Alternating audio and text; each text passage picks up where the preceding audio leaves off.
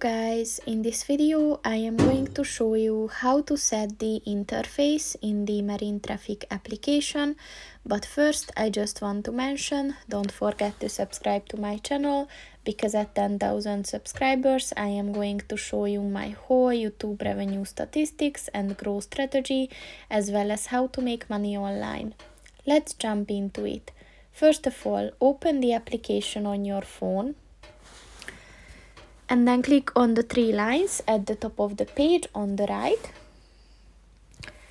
And then if you scroll down at the tools section, click on the settings button.